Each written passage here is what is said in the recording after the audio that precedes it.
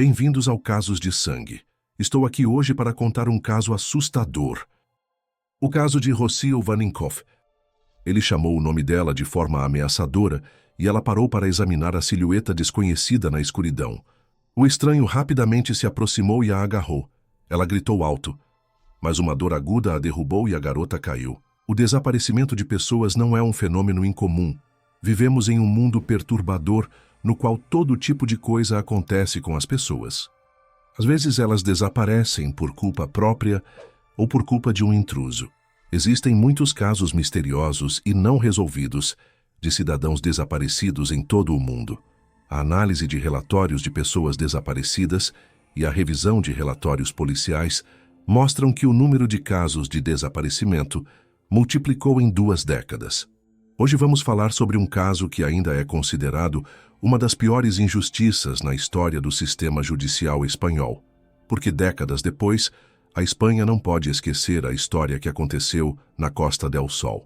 Esta história tem tudo: amor, desaparecimento, sangue e injustiça cruel, que certamente será corrigida, mas a um custo muito alto, que por muitos anos será lembrado não apenas pelos espanhóis, mas também pelo mundo inteiro.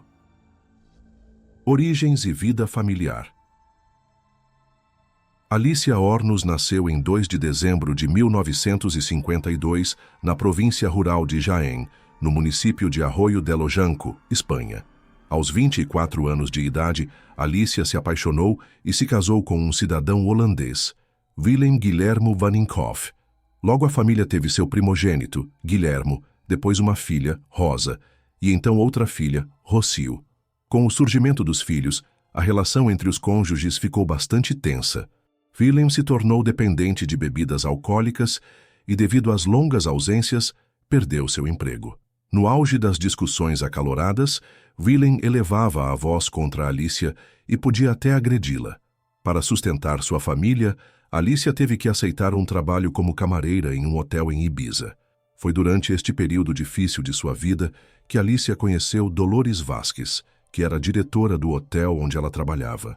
Maria Dolores Vázquez era filha de imigrantes da Galícia, Espanha, que haviam se estabelecido no Reino Unido.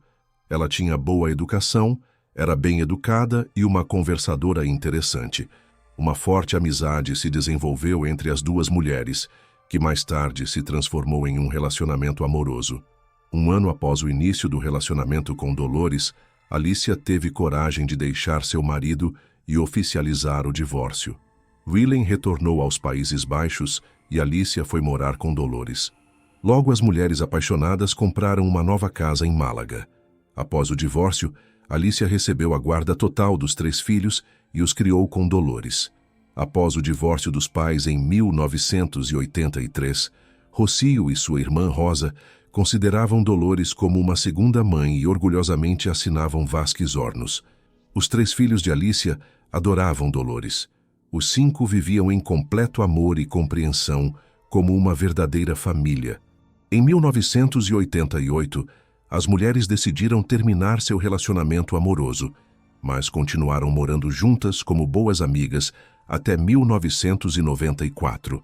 Após 11 anos juntas, elas finalmente se separaram e Alicia começou a namorar outro homem, Juan Charo. Alicia se mudou para uma nova casa e mergulhou completamente em um novo relacionamento romântico.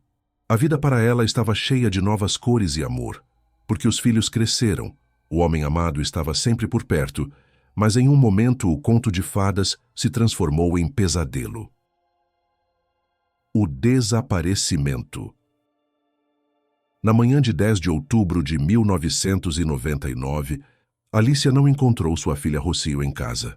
No início, Alicia não ficou preocupada, acreditando que sua filha pudesse ter passado a noite na casa do namorado ou na casa de uma de suas amigas, mas quando ela não retornou para casa mais tarde, Alicia ficou apreensiva.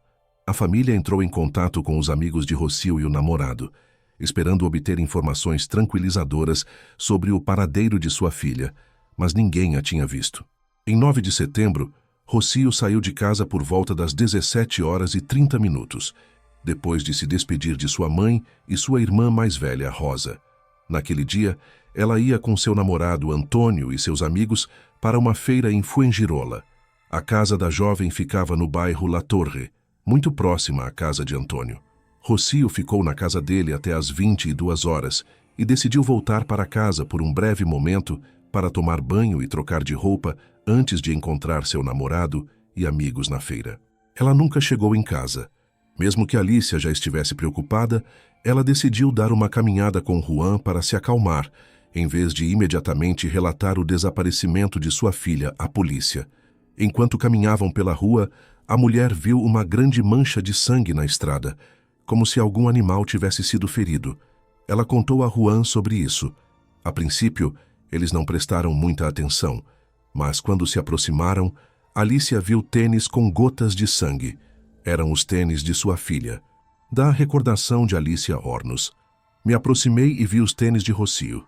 Eu disse, esses são os tênis de Rocio. E ele disse, não pode ser. Eu disse, não. Esses são os tênis da minha filha. Eu estava histérica. Eu disse, chame a polícia, esses são os tênis dela. Durante aquela caminhada, além dos tênis, foram encontrados um guardanapo e várias manchas de sangue em um terreno vago ao lado da estrada por onde Rocio costumava caminhar. Alicia chamou a polícia imediatamente.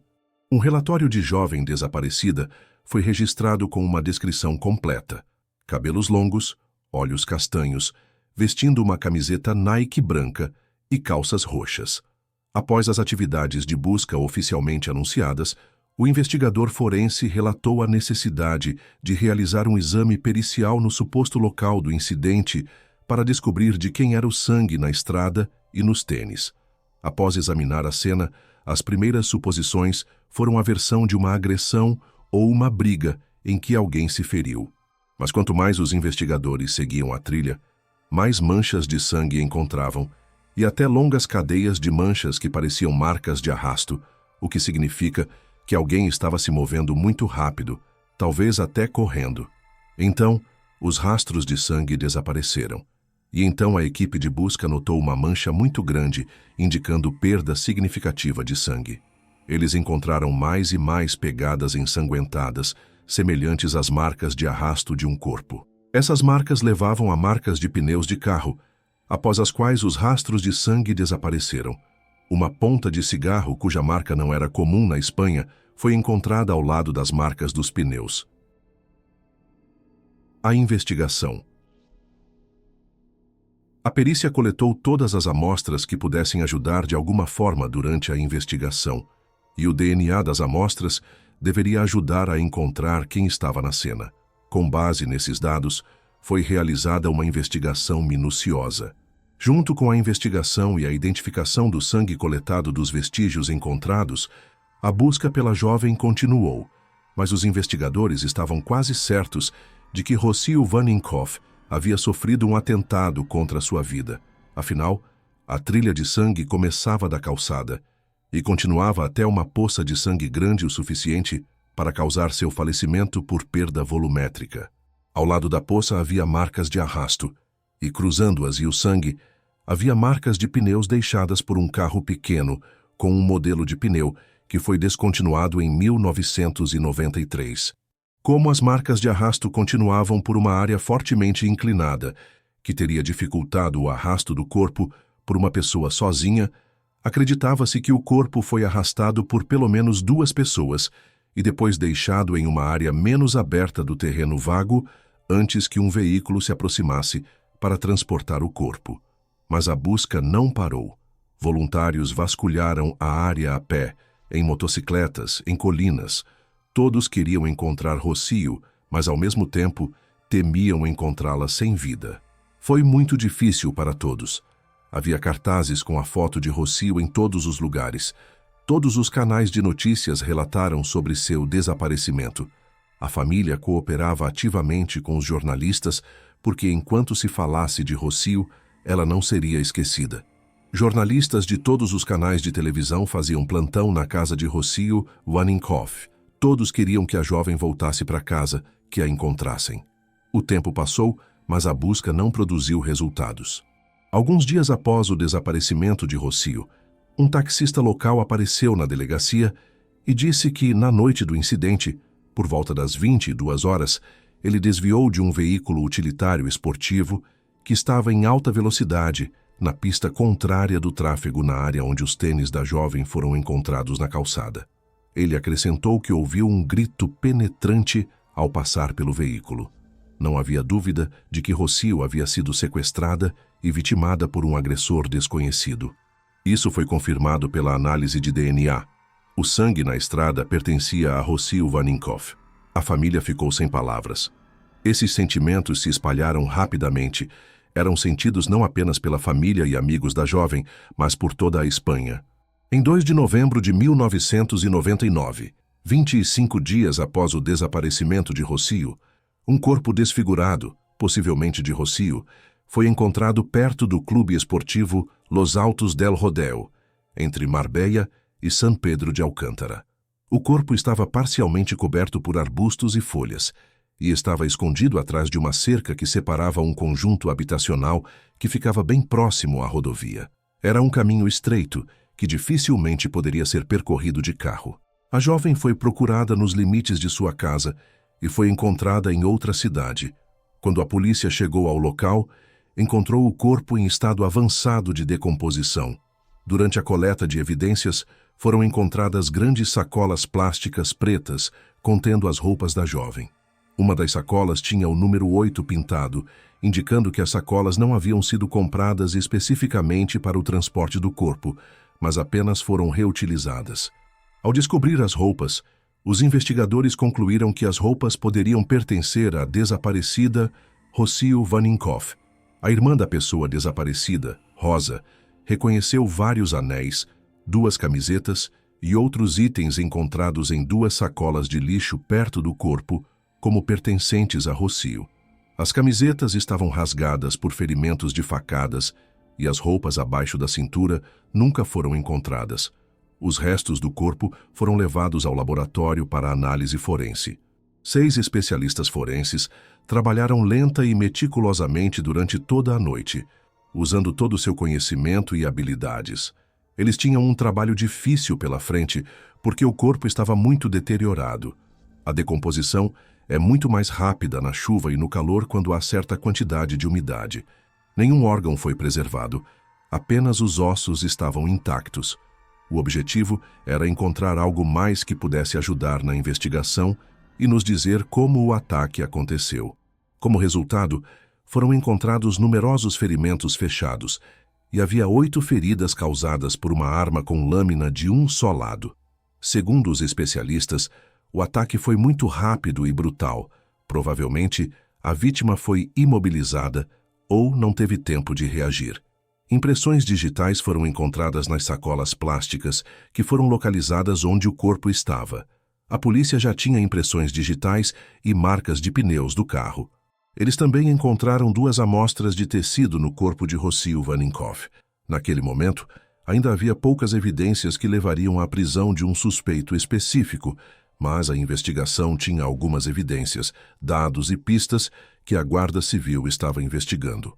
A pressão pública teve uma influência indevida e os investigadores estavam simplesmente obrigados a encontrar algo, mas não o fizeram porque, como o corpo de Rocio estava muito deteriorado, era impossível estabelecer detalhes básicos, como se a jovem tivesse sido agredida. Os investigadores chegaram a uma conclusão quando viram um corpo com as pernas abertas. Como as pernas da vítima estavam muito abertas, eles pensaram que foi encenado, isto é, o perpetrador fez parecer um atentado. Por isso, descartaram a hipótese de agressão seguida de ato fatal e focaram em um delito motivado por vingança e ódio. Foi um ataque muito emocional, o que significava que a jovem poderia ter sido atacada por alguém muito próximo a ela, que poderia estar muito chateado com ela. Com as evidências e fatos reunidos, os investigadores realizaram entrevistas de acompanhamento. Primeiro, os investigadores questionaram seu namorado Antônio Jurado. Ele foi a última pessoa a ver Rocio viva e era com quem ela deveria se encontrar novamente naquela noite. Mas o rapaz tinha um álibi porque apenas adormeceu em casa e não foi à feira naquele dia. Todos os parentes e amigos de Rocio foram questionados, mas todos tinham álibis sólidos. 1 ano após o falecimento de Rocio Vaninkoff, a Guarda Civil conseguiu reduzir o número de suspeitos E no final do ano, encontraram uma suspeita que, na opinião da investigação, todos os sinais apontavam para aquela pessoa, que acabou sendo Dolores Vázquez. O julgamento injusto. Não havia absolutamente nenhuma evidência contra Dolores, mas graças à mídia, todos começaram a acreditar que esta mulher era culpada. Dolores Vázquez era uma amiga próxima de Alicia. Como frequentemente acontece, jornalistas distorceram e até inventaram informações. Supostamente, Alicia desde o primeiro dia acusou Dolores pelo que aconteceu com sua filha, mas na época do ocorrido, seu relacionamento já havia terminado havia 4 anos. A investigação seguiu ativamente o público. A investigação se concentrou inteiramente em Dolores, e agora havia um motivo no caso. Uma jovem poderia ser um obstáculo ou interferir de alguma forma no relacionamento romântico entre as duas mulheres. Todos diziam que, se não fosse por Rocio, talvez Alicia tivesse voltado para Dolores. Era a maneira de Dolores se vingar de Alicia por não querer voltar para ela. Era o que as pessoas diziam. Aos olhos da imprensa e do público, Dolores Vázquez era culpada desde o momento em que foi presa, mesmo que a mulher não tenha confessado nada. Os moradores estavam convencidos de sua culpa, principalmente porque a polícia acreditava que alguém próximo era o responsável. Familiares afirmavam que Dolores era uma mulher agressiva e violenta, que também era muito ciumenta. Alicia disse aos repórteres que Dolores era uma pessoa vingativa e cruel. O público condenou Dolores. O fato de Dolores Vázquez ter uma orientação não tradicional foi motivo para atacá-la durante o julgamento. Isso não era a norma na Espanha. Uma mulher sarcástica, agressiva, calculista e fria, o personagem começava a tomar forma. Uma mulher cruel, sem coração. Uma mulher que esperou seu momento por 4 anos, finalmente elaborando um plano criminoso por ódio. O público aplaudiu, tendo criado independentemente a imagem de uma vilã calculista para Dolores. O julgamento se transformou em entretenimento. As pessoas assistiam ao julgamento apenas porque não tinham nada melhor para fazer. Um grande número de pessoas se reuniu do lado de fora do tribunal. As pessoas queriam entrar no tribunal para acompanhar o julgamento e não perder um segundo. Os jornalistas estavam por toda parte noticiando que uma amiga próxima da família havia sido acusada do ocorrido com Rocio Vaninkoff. Dolores Vázquez era o tipo de mulher de que ninguém gostava.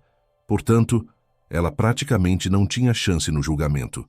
Ela não era amigável ou simpática, mas quantas pessoas existem no mundo que não são sociáveis e amigáveis com todo mundo?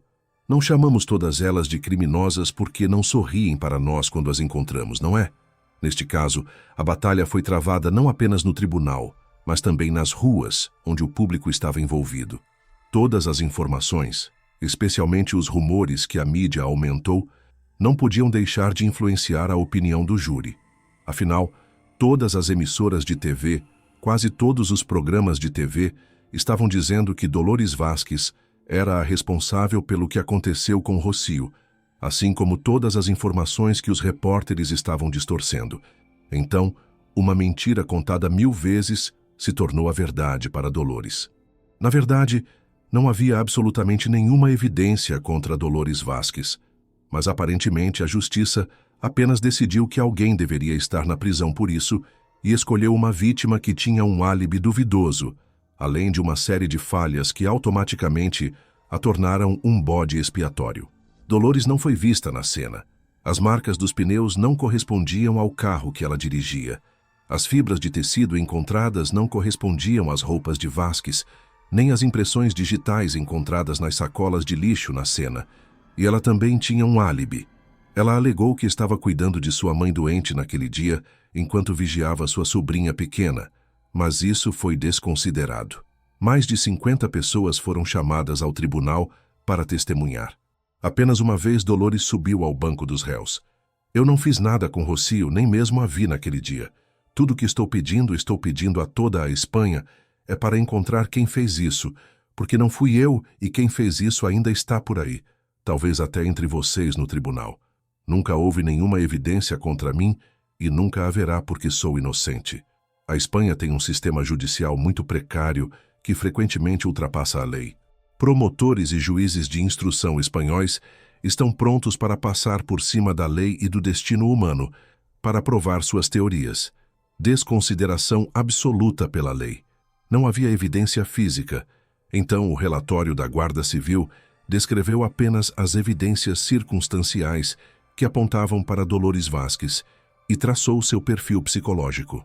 A maioria do júri considerou a ré Dolores Vázquez culpada. Ela foi sentenciada a uma pena de 16 anos de prisão. O público se alegrou. As cerimônias de despedida de Rocío tiveram grande presença do público. Os jornalistas filmavam constantemente, apesar do sofrimento das outras pessoas. Naquele momento, todos os parentes de Rocío e todas as pessoas da cidade viviam com medo. Este medo alimentava os muitos programas de televisão que cobriam os detalhes do caso. Após a prisão de Dolores, a família da vítima ia de um programa de televisão a outro, trazendo à tona histórias antigas que confirmavam o caráter frio, antipático, exigente e cruel de Vázquez. Foram necessários anos, e outro caso similar para ficar claro que o caso de Rocío Vaninkoff não era absolutamente como o público e a imprensa haviam fantasiado. Um novo crime. Na manhã de 15 de agosto de 2003, os pais da jovem de 17 anos, Sônia Carabantes, relataram o desaparecimento de sua filha à polícia. Eles já haviam ligado para suas amigas, mas elas disseram que haviam acompanhado a amiga até a porta de sua casa. Mas Sônia não estava em casa. Na rua, 3 portas abaixo de sua casa, bem ao lado de uma árvore, seus pais encontraram seus sapatos, bolsa e telefone. Havia vestígios de sangue nos carros estacionados nas proximidades. Logo, os investigadores associaram o modus operandi do caso ao de Rocío Vaninkoff. Mas se a suspeita estava na prisão há quase 1 ano e meio, a polícia cometeu um erro e condenou uma pessoa inocente? As autoridades imediatamente começaram a buscar e investigar o incidente em Coim. O tempo passou e o desespero cada vez mais tomava conta da família. Houve buscas na vizinhança, mas as manchas de sangue nas roupas de Sônia não deixavam esperança para um desfecho favorável. Uma das principais evidências no caso de Sônia era um farol de carro. Os oficiais da Guarda Civil fizeram consultas em todas as oficinas mecânicas em busca de um carro com um farol quebrado que correspondesse à descrição. Havia várias teorias diferentes sobre o ataque. Entre elas, estavam sequências de violência e outros crimes semelhantes ao desaparecimento da jovem em Mijas, mas o fato importante permanecia que Rocío e Sônia haviam desaparecido durante a feira. Todos os funcionários da feira que trabalhavam em Mijas e Coim foram verificados. Assim como no caso de Rocío, cartazes com a imagem de Sônia foram colocados em todos os lugares. Muitas pessoas estavam envolvidas na busca por ela, sendo muito ativas em ajudar a polícia. Não apenas doando seu tempo, mas também fornecendo qualquer assistência necessária para a busca. Além dessas buscas, a Guarda Civil também continuava sua investigação. O objetivo principal era encontrar a jovem com vida, mas no 5º dia após seu desaparecimento, com a ajuda de cães farejadores, o corpo de Sônia foi encontrado perto de Coim. Ela foi encontrada em um riacho sob uma pilha de rochas. Tinha chovido muito na noite anterior, lavando qualquer vestígio que pudesse ter ajudado a polícia a localizar o culpado. No dia de seu desaparecimento, Sônia estava em uma feira em Coim. Ela se despediu dos amigos perto de sua casa. Foi lá que ela foi atacada. O agressor a golpeou várias vezes, o que deixou Sônia parcialmente inconsciente, e ela não conseguiu se defender porque o ataque foi súbito e violento. O agressor então a levou em um carro para um local remoto longe de sua casa. Foram causados ferimentos internos e externos, e então a jovem foi estrangulada, o que foi a causa do falecimento. Devido ao fato de Sônia ter sido encontrada muito rapidamente, foi possível coletar todas as evidências e analisar os resultados do exame forense. O coronel Paco Gabella relatou que evidências importantes foram realmente encontradas no corpo de Sônia Carabantes. O material biológico foi analisado e então inserido no banco de dados criminal de DNA da polícia, onde foram obtidas as correspondências muito esperadas com o material genético. encontrado na ponta de cigarro que foi encontrada na cena do crime do caso de Rocio Waninkoff. Quando as duas amostras de DNA foram comparadas, descobriu-se que eram idênticas uma à outra. A pessoa que feriu Rocio em 1999 e a pessoa que atacou Sônia revelaram ser a mesma pessoa. A verdade revelada. A notícia era incrível. Dolores Vasquez, que havia sido condenada sem exagero por toda a Espanha, provou ser inocente, enquanto o verdadeiro culpado andava livre e tirou a vida de outra jovem. O quebra-cabeça estava completo. Uma ponta de cigarro de marca inglesa e partículas de pele sob as unhas da vítima. O DNA de ambas as evidências pertencia à mesma pessoa. Depois disso, os eventos começaram a se desenrolar muito rapidamente. Em 18 de setembro, uma jovem mulher, Cecília Pantoja, entrou em contato com a polícia e disse que suspeitava de seu ex-marido quando viu manchas de sangue em sua camiseta dias após o corpo de Sônia ter sido encontrado. Ela disse que seu marido também estava ausente de casa 2 vezes, viajando em um carro no dia do ataque a Rocio. Através de testes de DNA e do testemunho da mulher, a polícia conseguiu identificar o verdadeiro responsável pelos casos de Rocio e Sônia. O nome do agressor era Tony King, e ele era bem conhecido na Grã-Bretanha como o estrangulador de Holloway. A onda de delitos de Tony Alexander King começou quando ele ainda era adolescente no bairro de Holloway, no norte de Londres. Em 1985, o bairro foi cenário de uma série de ataques a mulheres, nos quais as vítimas eram estranguladas até a inconsciência com uma corda ou cabo e depois agredidas. Na época, King usava seu nome de nascimento, Anthony Bramwith. 5 semanas depois, ele foi finalmente capturado e condenado aos 19 anos por estrangular 5 mulheres até a inconsciência com uma corda ou cabo e depois agredi-las. O juiz o sentenciou a 10 anos de prisão, chamando-o de monstro por cometer os delitos por causa de sua própria inadequação. Ele cumpriu apenas metade de sua sentença e recebeu liberdade condicional em 1991, mas retornou à prisão algumas semanas depois por roubar uma mulher e ameaçá-la com uma faca. Em busca de uma nova vida, ele mudou seu nome para Tony King, casou-se com Cecília Pantoja e tentou viver uma vida familiar normal. Seu casamento gerou uma filha, mas King logo retornou aos seus antigos hábitos. A polícia na Espanha percebeu que estava no caminho certo. Tony King foi colocado sob vigilância 24 horas por dia e 1 mês após o que aconteceu com Sônia, ele foi preso. Durante o interrogatório, Tony King confessou ter feito mal a 2 jovens inocentes. Após sua prisão, ele disse que seguiu Rocio quando ela entrou em uma rua movimentada a caminho de casa do namorado e segurou uma navalha em seu pescoço. Quando ela tentou se libertar de seu agressor, a navalha perfurou o pescoço de Rocio. O agressor entrou em pânico e a esfaqueou 9 vezes. Em 2005, King foi sentenciado a 36 anos de prisão pelo sequestro, violência e pelo que aconteceu com Sônia Carabantes. O tribunal ordenou que ele pagasse à família da vítima o equivalente a aproximadamente $350 mil.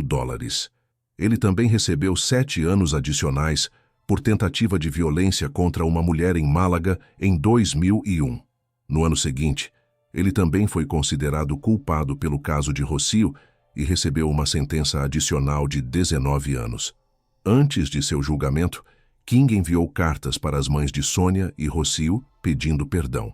Ele está atualmente cumprindo sua sentença na prisão de segurança máxima Herrera de la Mancha, em Ciudad Real, na Espanha. Após o caso ser encerrado, um grande escândalo eclodiu na Espanha pelo fato de uma pessoa inocente ter sido condenada pelo que aconteceu com Rocio. Estamos acostumados a imaginar que erros judiciais trazidos à luz trazem vergonha para os envolvidos e custos monetários para o Estado, mas este não é o caso na Espanha. É difícil aceitar e perceber, mas no século XXI, não apenas a polícia e os tribunais podem punir brutalmente uma pessoa inocente, mas até mesmo a sociedade pode pisotear uma pessoa na lama e, mesmo que ela consiga provar seu caso, absolutamente ninguém pedirá desculpas. As consequências. Levou mais de um ano antes que ficasse claro que Dolores Vázquez estava dizendo a verdade, quando ela, seca e sem emoção, repetia que era inocente. O que toda a Espanha havia tomado por crueldade e insensibilidade acabou sendo simplesmente traços da personalidade de uma mulher.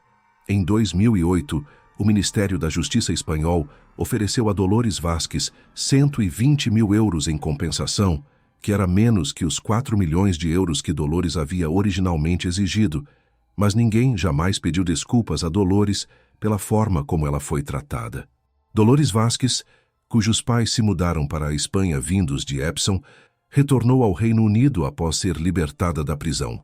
Mais de 20 anos se passaram, mas Dolores ainda não recebeu um pedido de desculpas pela forma como foi tratada, nem recebeu qualquer compensação.